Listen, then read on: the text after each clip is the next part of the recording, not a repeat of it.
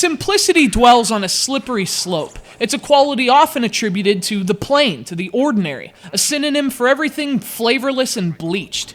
But the thing is, the gap between simplicity and complexity, at least this perceived gap, it isn't necessarily so clear. It's not always so black and white.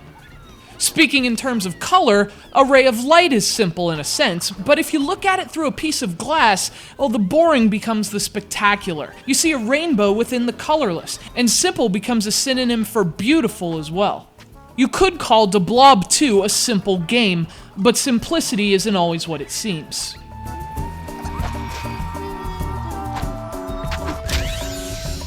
In fact, deceptive simplicity is what Blob 2 is all about.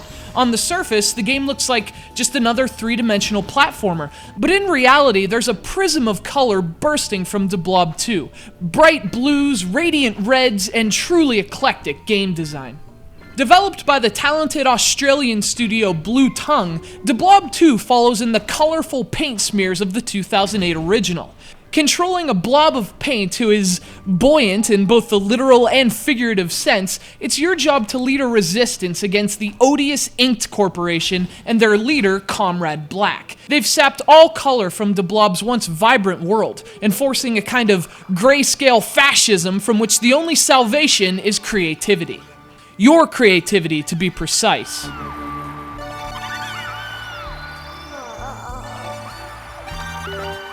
But first and foremost, Blob is a platformer. This sequel goes to great lengths to improve that aspect of the game and solidify its position as one of the Wii's best in the genre, and it achieves both with a splash of purple for punctuation.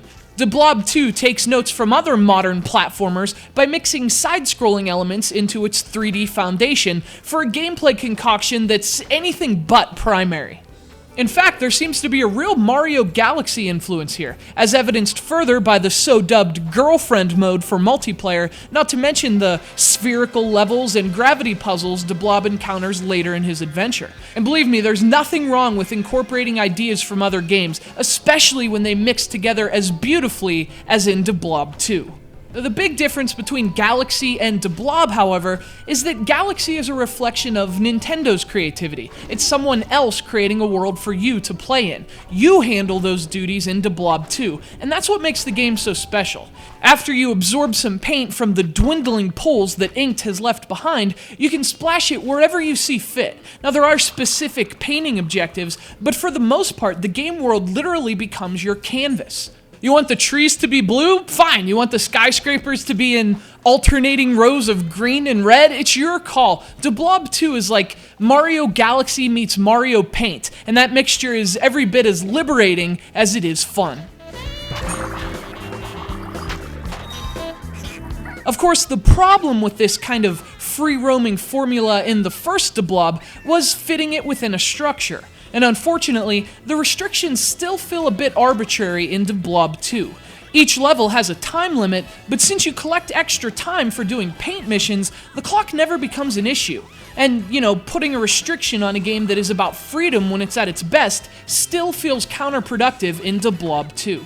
But again, that's a really minor problem, meaning it isn't exactly paint thinner. And even with its admittedly slow pace, this is still a fantastic and honestly an absolutely gorgeous game. The textures are fantastic for Wii, and the colors just pop right off the screen.